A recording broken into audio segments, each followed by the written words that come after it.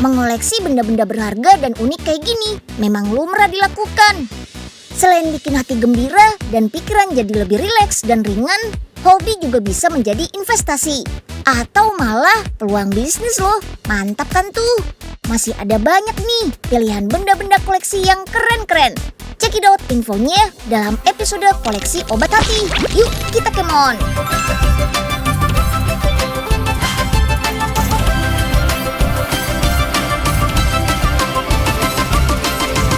Si Unyil, yuk kita kemon! Hah? Kok udah terang? Perasaan masih jam 5 pagi. Aduh, mati lagi Dani jam tua. Telat deh urusan sama Den Unyil. Pak Oga, ya ampun Pak Oga, lagi ngapain sih? Dari tadi Unyil tungguin juga. Ya maaf Den, ini jam Pak Oga mati Den. Udah puluhan kali dibenerin juga. Telat kan jadinya. Oh alah, ya udah kalau gitu ikut Unyil aja yuk Pak ke tempat pembuatan jam. Jam tangan merupakan benda favorit yang paling banyak dipilih untuk dijadikan koleksi nih.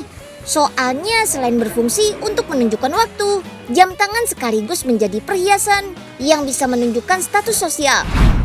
Nah, kalau teman-teman di rumah suka mengoleksi jam, jangan sampai melewatkan jam tangan unik kreasi anak bangsa yang satu ini. Ini dia, jam tangan kayu yang punya fitur waterproof. Keren! Ada dua jenis kayu yang digunakan untuk membuat jam tangan, yaitu kayu maple Kanadian yang berwarna terang dan kayu eboni Makassar yang berwarna lebih gelap. Maple Kanadian dan eboni Makassar ini dipilih karena kayunya kuat, tidak mudah lapuk, serta warna dan corak kayunya yang bagus. Sebagian kayu-kayu ini didapatkan dari limbah furniture loh. Jadi nggak harus mengorbankan hutan demi barang koleksi kita. Oh iya, meskipun berasal dari limbah, bahan baku kayu ini dicek juga kualitasnya. Come on, mulai bikin jamnya yuk. CNC atau Computer Numerical Control adalah satu-satunya proses pembuatan jam yang menggunakan komputer. Sisanya jam diproses manual dengan tenaga manusia. Alat ini berfungsi untuk membuat pola jam dengan berbagai macam model. Dalam sehari rumah produksi ini mampu membuat 50 hingga 60 jam tangan kayu dengan berbagai macam model loh. Lanjut, kayu yang sudah dibuat pola dihaluskan secara manual. Wih, mulai kelihatan tuh bentuk jamnya. Kalau sudah halus, beberapa bagian kayu akan dibor. Fungsinya adalah untuk merekatkan bagian-bagian jam. Nah, saatnya merangkai strap jam tangannya nih. Namanya juga jam tangan kayu, jadi hampir 100% bagiannya terbuat dari kayu. Seperti bagian tombol jam ini nih. Semua jam tangan di sini masing-masing mempunyai kode unik tersendiri loh. Kode ini adalah identitas kepemilikan jam. Jadi dari kode itu, produsen bisa tahu siapa pemilik jamnya. Jadi kalau ada keluhan, produsen bisa dengan mudah mengakses identitas pemilik jam. Sekarang masuk ke proses coating atau pernis. Jam tangan dipernis dengan warna transparan, sehingga tidak mengubah warna asli kayu. Proses pernis ini bertujuan supaya jam tangan menjadi awet, anti jamur, anti rayap, dan juga tahan air. Bahan yang dipakai untuk pernis jam tangan gak sama dengan bahan yang dipakai untuk pernis mebel ya. Untuk jam tangan kayu menggunakan bahan khusus sehingga aman di kulit. Dijamin gak bikin alergi deh pokoknya. Jam yang sudah dipernis dikeringkan dengan oven selama 1 jam saja. Terakhir proses perakitan jam tangan mulai dari mesin, strap, dan badan jam.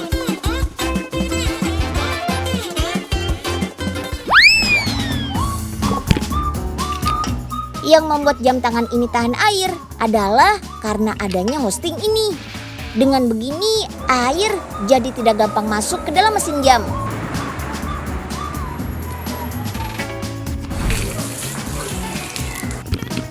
Nah, jam kayu ini memiliki kode 3+ ATM. Artinya jam tangan ini aman jika terkena air hujan ataupun dipakai saat wudhu seperti ini. Ingat, jangan dipakai buat berenang ya. Soalnya jam ini kan termasuk jenis jam fashion, bukan jam outdoor yang dibuat khusus untuk kegiatan luar ruangan. Nah, Unyil mau kasih tips nih untuk merawat jam kayunya. Sebenarnya jam tangan kayu tidak boleh dibersihkan terlalu sering loh, karena bisa merusak kayunya. Membersihkannya cukup 6 bulan sekali saja. Nah, kalau warna kayunya sudah mulai pudar, tinggal dioles pakai minyak zaitun seperti ini. Wah, simple ya perawatannya.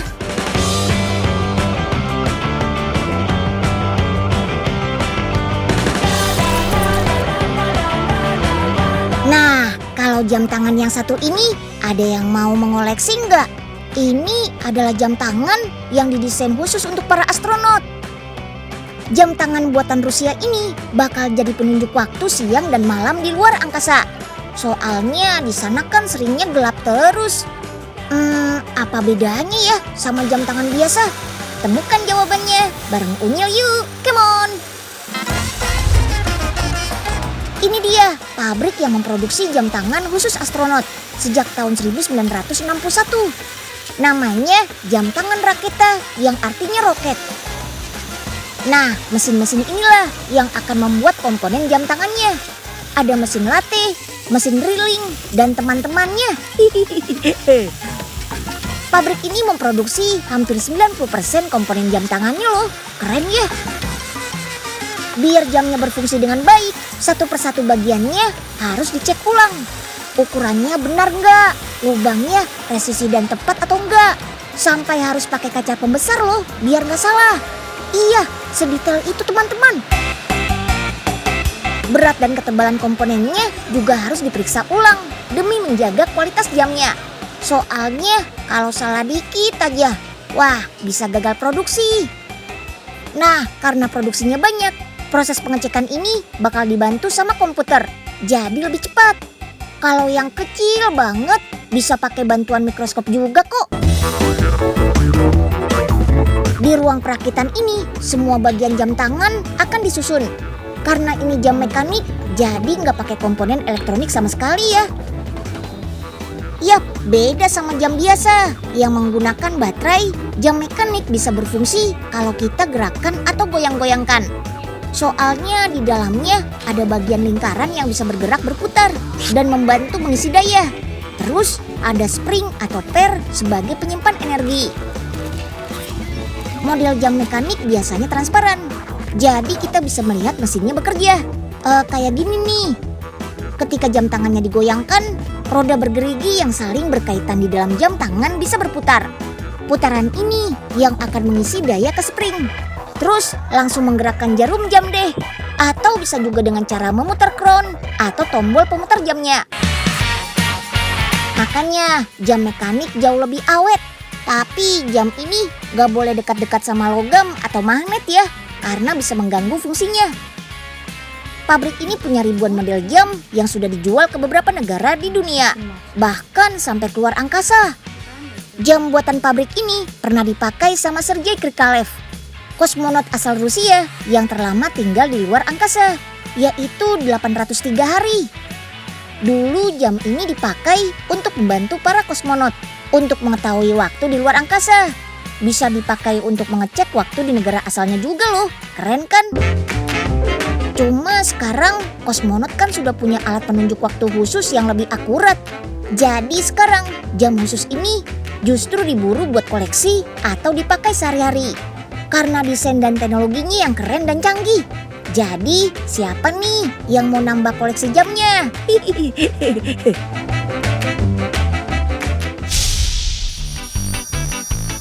Loh Den, ini sih tempat pembuatan jam tangan Den. Mana bisa benerin jamnya Pak Oga? Orang jam dinding gitu. Wah, iya ya Pak. Maaf deh. Lagian sih nggak pakai nanya dulu.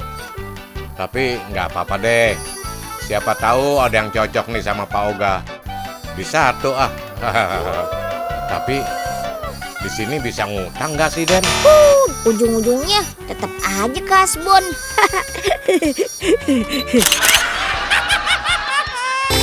Yuk kita kemon. Wah, cantik-cantik ya keramiknya. Semua motif keramik ini bukan stiker loh ya, tapi dilukis secara manual. Keren. Makanya gak heran kalau banyak juga yang menjadikan keramik sebagai benda koleksinya. Karena terlepas dari fungsi dan tampilannya yang cantik, keramik sendiri merupakan hasil karya seni bernilai tinggi. Yuk langsung kita lihat ke pabriknya. Lokasinya berada di Rotterdam CV, Delft, Belanda. Untuk membuat keramik, kita gunakan tanah liat sebagai bahan bakunya. Ya, kurang lebih ada 10 bahan campurannya. Ada kapur, kaolin, dan masih banyak lagi. Kita cetak di cetakan yang diinginkan ya. Kurang lebih 1 jam. Cetakan ini berpori dan menyerap air. Alhasil tanah liat menjadi kering. Ketebalan keramik bisa disesuaikan dengan keinginan. Nah, kalau sudah kering dengan sempurna, kita lapisi cairan supaya keramik bisa mengkilat dan bersinar. Lapisan mengkilat ini sudah sering digunakan agar keramik tahan air, tahan api, dan mudah dibersihkan karena tidak berpori. Biasanya pabrikan ini dalam sehari bisa menghasilkan sebanyak ribuan keramik. Keren! Ini belum selesai ya. Kita masih mau bakar lagi keramiknya pada suhu 1200 derajat Celcius dan selama 24 jam. Tuh lihat, dalam satu pembakaran saja bisa muat lebih dari 100 keramik. Keren! Belum dilukis aja nih keramik. Udah cakep bener dah. Ambil satu dah. Ayo mau coba lukis sendiri.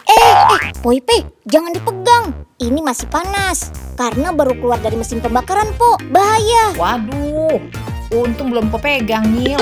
Bisa menyenyeng di kulit. Padahal Poipe pengen banget nyoba lukis nih keramik, Nyil. Ya, kalau mau lukis tuh coba minta ajarin aja sama ahlinya. Ya udah, ayo Po, ikut Unyil aja.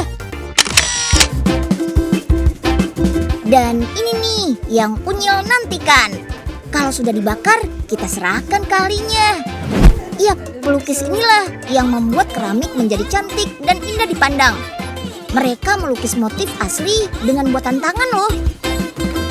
Tuh, lihat deh, banyak sekali ya kuas-kuas yang digunakan. Dari yang tebal sampai yang tipis banget. Oh iya, cat yang digunakan juga bukan sembarang cat loh. Catnya mengandung oksida kobalt. Senyawa inilah yang bisa dibilang magic karena kobalt menghasilkan reaksi kimia selama proses pembakaran. Dari cat berwarna hitam menjadi biru. Dari 33 pabrik yang membuat keramik lukis ini, hanya pabrik inilah yang masih bertahan sampai sekarang. Makanya nggak heran deh kalau banyak banget turis dari berbagai belahan negara berkunjung ke pabrik ini.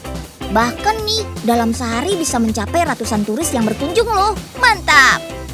Lebih kerennya lagi, keramik lukis ini juga dipercaya untuk membuat souvenir maskapai penerbangan yang ada di Belanda. Keren ya? Oh iya, dalam satu kerajinan keramik, mereka bisa melukisnya selama kurang lebih 2 hari, tergantung dari tingkat kesulitannya. Tuh lihat, keramik-keramiknya cantik-cantik banget ya, tampak elegan. Kerajaan di Belanda sampai sekarang masih gemar mengkoleksi keramik lukis ini loh.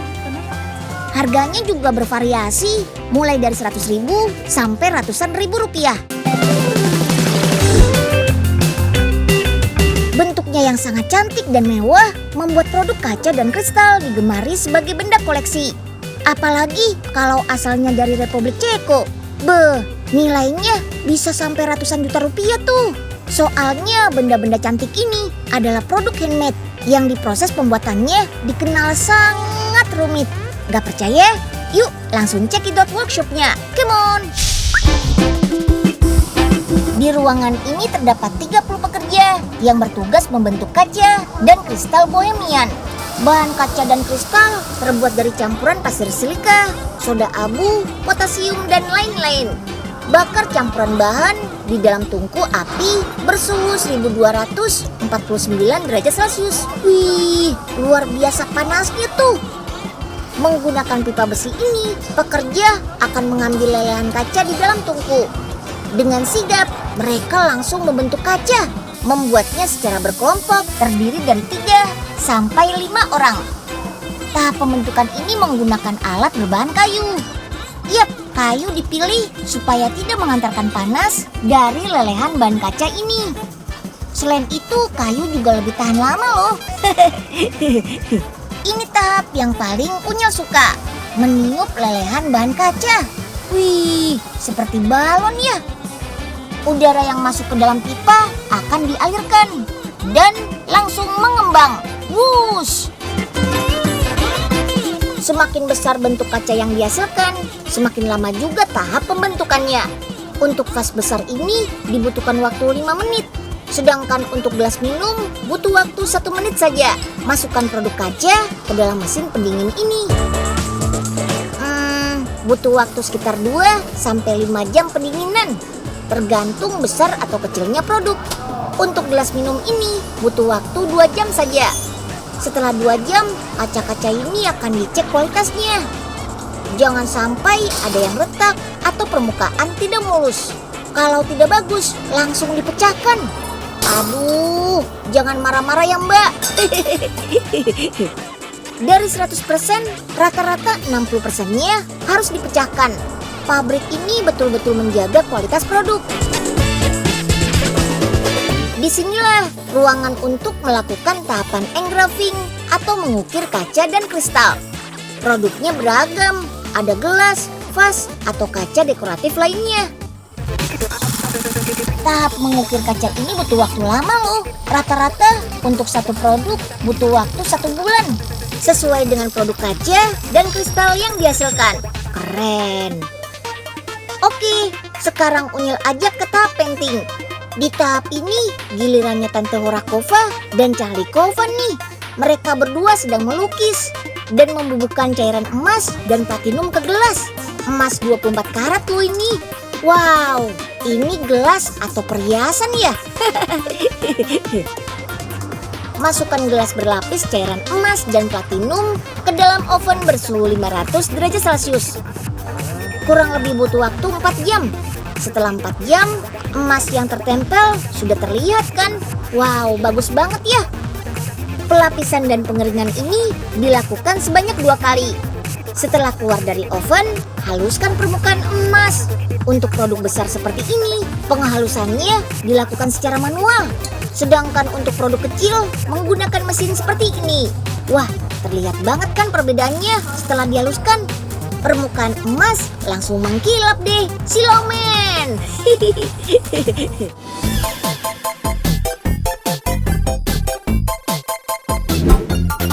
Benda koleksi gak melulu berupa barang-barang langka aja loh, tapi bisa juga berasal dari benda-benda yang biasa kita pakai sehari-hari. Kayak pisau. Pisau multiguna asal Swiss ini merupakan jenis pisau yang sering dijadikan benda koleksi.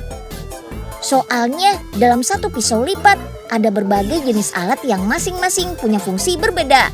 Ya semacam pisaunya MacGyver gitu deh. Nilai sejarahnya juga punya daya tarik sendiri nih. Karena pisau Swiss Army alias pisau tentara Swiss ini sudah dikenal sejak tahun 1891. Dan sejak zaman Perang Dunia Kedua sampai sekarang, pisau Swiss Army tetap menjadi primadona. Ya udah, yuk langsung keliling pabrik pembuatannya aja. Lokasinya berada di Ibach, Swiss. Yuk kita kemon. Wah, Unyil sama Pauga sudah ada di pabriknya nih. Di sini kita bisa lihat langsung proses pembuatan pisau multiguna. Bahan baku pisau ini terbuat dari stainless steel atau besi tahan karat. Karena di Swiss nggak ada tambang besi, makanya bahan baku besi ini diambil dari Jerman dan Perancis. Nah, besi-besi ini akan dipres untuk menjadi berbagai bentuk. Namanya proses stamping. Dalam 1 jam mesin ini bisa mencetak sebanyak 3.000 bentuk pisau. Wih, keren ya. Pisau ini awalnya diperuntukkan untuk tentara Swiss setelah Perang Dunia Kedua. Zaman dulu fungsinya juga masih belum banyak. Saat itu hanya pisau, pembuka kaleng, dan pisau bor. Pada saat itu genggamannya juga masih terbuat dari kayu. Seiring perkembangan, pisau ini makin berkembang dan memiliki banyak fungsi dalam setiap alatnya. Nama pisau Swiss Army sendiri diciptakan oleh tentara Amerika Serikat pada saat itu. Soalnya tentara Amerika pada masa Perang Dunia kesulitan menyebut pisau dalam bahasa Jerman. Lanjut. Walaupun sudah kelihatan bentuk pisaunya, tapi masih harus kita proses nih. Lihat tuh, batu-batu keramik berputar inilah yang akan membuat pisau menjadi lebih halus. Gesekan batu keramik selama 4 hingga 6 jam ini akan mengikis permukaan pisau yang masih kasar menjadi halus. Kalau sudah halus, kita angkat deh material pisaunya. Nggak perlu satu-satu kok ngangkatnya. Kita gunakan magnet sebagai alat bantu. Tuh, gampang dan gak butuh waktu lama ya, keren. Proses masih terus berlangsung. Kita bakar material pisaunya di suhu 1000 derajat Celcius selama 20 menit. Ih, panas banget tuh. Proses pembakaran ini untuk memudahkan penempaan pembuatan pisau. Alhasil pisau bisa menjadi tajam sempurna. Oh iya, pabrik ini beroperasi setiap hari, Senin sampai Jumat dari pukul 4 pagi hingga 10 malam. Dalam sehari setidaknya pabrik ini bisa menghasilkan 40.000 berbagai jenis pisau. Wih, banyak banget ya. Lanjut yuk, kita poles lagi pisaunya biar makin ciamik.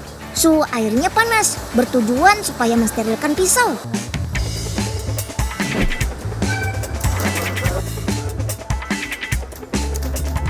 Biasanya di dalam satu pisau lipat memiliki berbagai alat.